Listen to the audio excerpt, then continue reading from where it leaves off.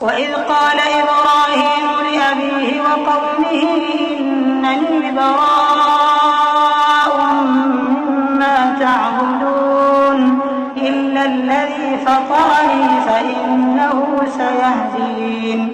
وَجَعَلَهَا كَلِمَةً بَاقِيَةً فِي عَقِبِهِ لَعَلَّهُمْ يَرْجِعُونَ بَلْ مَتَّعْتُ هَٰؤُلَاءِ وَآبَاءَهُمْ حَتَّىٰ جَاءَهُمُ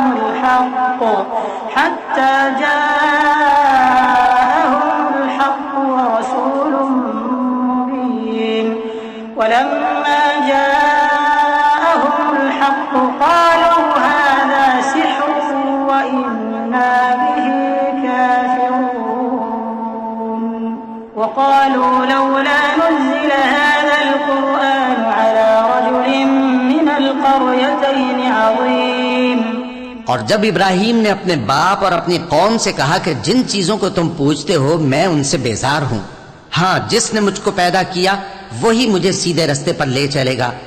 اور یہی بات وہ اپنے بعد اپنی اولاد میں چھوڑ گئے تاکہ وہ اللہ کی طرف رجوع رہیں۔ بات یہ ہے کہ میں ان کفار کو اور ان کے باپ دادا کو مال و متاع دیتا رہا یہاں تک کہ ان کے پاس حق اور صاف صاف بیان کرنے والا پیغمبر آ پہنچا، اور جب ان کے پاس حق یعنی قرآن آیا تو کہنے لگے کہ یہ تو جادو ہے اور ہم اس کو نہیں ماننے کے، اور یہ بھی کہنے لگے کہ یہ قرآن ان دونوں بستیوں یعنی مکے اور طائف میں سے کسی بڑے آدمی پر کیوں نازل نہ کیا گیا؟ أَهُمْ يَقْسِمُونَ رَحْمَةَ رَبِّكَ نَحْنُ قَسَمْنَا بَيْنَهُمْ مَعِيشَتَهُمْ فِي الْحَيَاةِ الدُّنْيَا ورفعنا بعضهم فوق بعض درجات ليتخذ بعضهم بعضا سخريا ورحمة ربك خير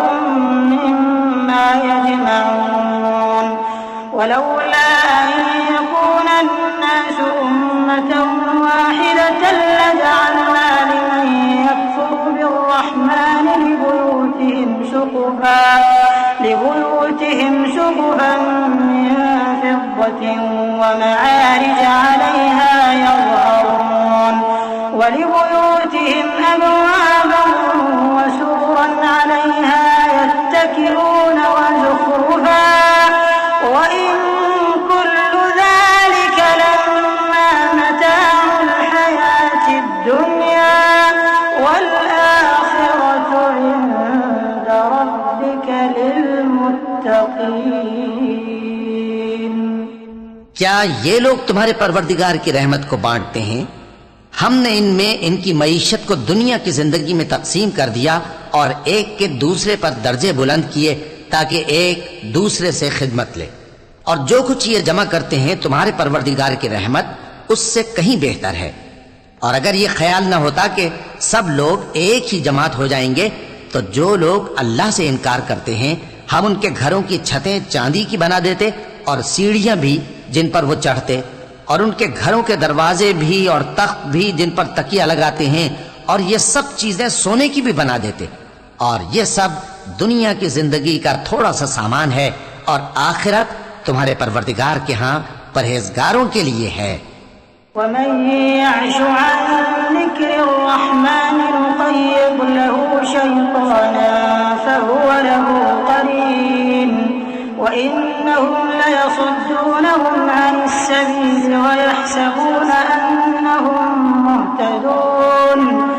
حتى إذا جاءنا قال يا ليت بيني وبينك بعد المشرقين فبئس القرين ولن ينفعكم اليوم إذ ظلمتم أنكم في العذاب مشتركون أفأنت تسمع الصم أو تهدي العمي ومن كان في ضلال مبين فإما نذهبن بك فإنا منهم منتقمون أو نرينك الذي وعدناهم فإنا عليهم مقتدرون فاستمسك بالذي أوحي إليك فإنك على صراط مستقيم۔ اور جو کوئی رحمان کی یاد سے آنکھیں بند کر لے یعنی تغافل کرے، ہم اس پر ایک شیطان مقرر کر دیتے ہیں تو وہ اس کا ساتھی ہو جاتا ہے، اور یہ شیطان ان کو رستے سے روکتے رہتے ہیں اور وہ سمجھتے ہیں کہ وہ سیدھے رستے پر ہیں، یہاں تک کہ جب وہ ہمارے پاس آئے گا تو اس شیطان سے کہے گا کہ کاش مجھ میں اور تجھ میں مشرق و مغرب کا فاصلہ ہوتا، تو برا ساتھی ہے۔ اور جب تم ظلم کرتے رہے تو آج تمہیں یہ بات فائدہ نہیں دے سکتی کہ تم سب عذاب میں بھی شریک ہو، تو کیا تم بہرے کو سنا سکتے ہو یا اندھے کو رستہ دکھا سکتے ہو، اور جو کھلی گمراہی میں ہو اسے راہ راست پر لا سکتے ہو؟ پھر اے پیغمبر، اگر ہم تم کو وفات دے کر اٹھا لیں تو بھی ان لوگوں سے تو ہم انتقام لے کر رہیں گے، یا تمہاری زندگی ہی میں تمہیں وہ عذاب دکھا دیں گے جس کا ہم نے ان سے وعدہ کیا ہے، کیونکہ ہم ان پر قابو رکھتے ہیں۔